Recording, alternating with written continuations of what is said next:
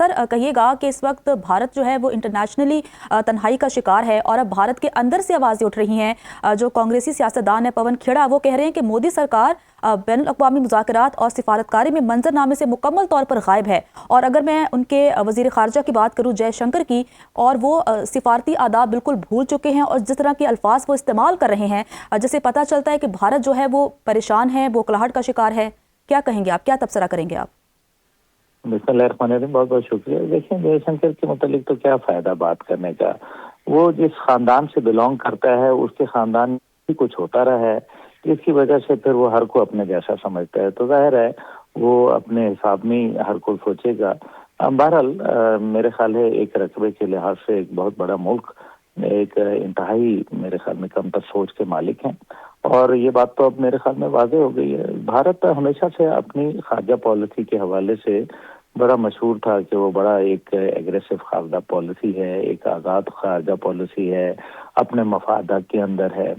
अब ये बात तो एक्सपोज हो गई, और ख़ास तौर पे अब देखा कि दुनिया के अंदर जब अमेरिका, इजराइल और भारत ये तीनों एक जगह खड़े हुए हैं, तन्हाई का शिकार हैं, और पूरी दुनिया के अंदर ख़ास तौर पे इस खित्ते के अंदर उनका असर और रसूख तकरीबन ना होने के बराबर रह गया। जहां बांग्लादेश के अंदर एक जगह उनकी खारजा पॉलिसी अरूज के ऊपर थी, और उनकी प्रॉक्सी हसीना वाजिद वहां वजीर आजम के ओहदे पर फाइज थी, आज वो बांग्लादेश उनके बिल्कुल मुखालिफ खड़ा हो गया। श्रीलंका में उनकी खारजा पॉलिसी आपके सामने है। और दलाली करने की बात तो मेरे ख्याल में जब विशाखापट्टनम से ईरान का जहाज जब बाहर निकला है और भारत के टेरिटोरियल वाटर्स में था एज के ऊपर, और वहां उसको मुखबरी करके उस जहाज को शहीद किया गया, तो ये तो मेरे ख्याल में इसमें दलाली की बात तो जरा फिर जयशंकर से पूछी जाए ना कि इसमें कौन था। फिर यहाँ ये भी बात पूछनी चाहिए कि इजराइल के अंदर जब पार्लियामान से खिताब करने के लिए नरेंद्र मोदी गया, तो उस टाइम पे भारत की इसी दलाली की वजह से वहाँ ऑपोजिशन ने वॉकआउट कर दिया। ये अपनी नौयत का पहला वाक़या है कि किसी मुल्क का वजीर खारजा कहीं गया हो, कि वजीर आजम गया हो और पार्लियामान से खिताब करने के लिए आगे से वॉकआउट हो गया हो।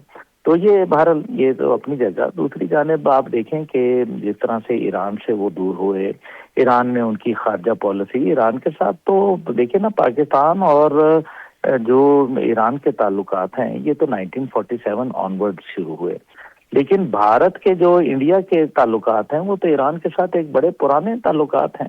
तो उन्होंने अपनी खारजा पॉलिसी को तो अमेरिका के आगे सरनगू कर दिया। उन्होंने अमेरिका की दलाली में जाके अपनी खारजा पॉलिसी को गुलामाना सोच में डाल दिया।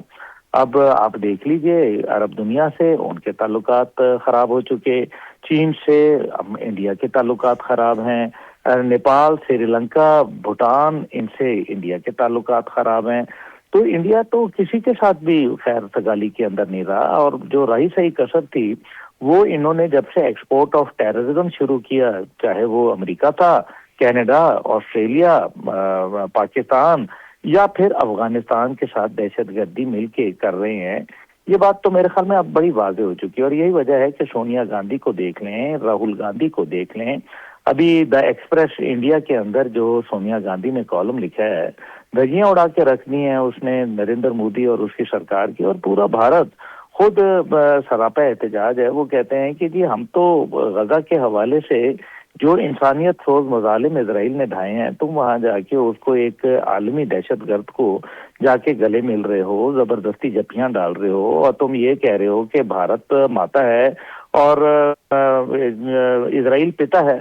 तो ये नाजायज शादी तुम कराने के ऊपर जबरदस्ती तुले हुए हो। ये हो क्या रहा है भारत के अंदर? तो भारत असल में बुनियादी तौर पे ओरिएंटेशन लूज कर गया है। वो अपने आप को समझ नहीं पा रहा कि उसने कहाँ जाना है, क्योंकि वो तो रूस की कश्ती से निकला था अफगानिस्तान से, और अमेरिका की कश्ती पे सवार हुआ। अमेरिका की कश्ती अफगानिस्तान में और अब इधर ईरान में गर्क होते नजर आ रही है। भारत को समझ नहीं आ रही, जिस भारत को 15 से $25 सस्ता तेल मिल रहा था, आप देखें रूस से, अब उन्होंने क्या किया कि उन्होंने वो रूस से तेल लेना अमेरिका के हुक्म के ऊपर बंद कर दिया। आज तो इसका असर उनकी तिजारत पे वाज़ेह पड़ेगा, क्योंकि अब जितना भी वो तेल ले रहे थे جو ریبیٹ میں مل رہا تھا اس کی وجہ سے ان کی معیشت کو ظاہر ہے سستا تیل کی وجہ سے سستی مصنوعات تھیں. اب جب وہ انٹرنیشنل کمپیٹیٹو پرائسز کے اوپر لیں گے تو پھر ہم دیکھیں گے کہ بھارت کی جو انڈسٹری ہے وہ کیسے کمپیٹ کرے گی عالمی مارکیٹ کے اندر.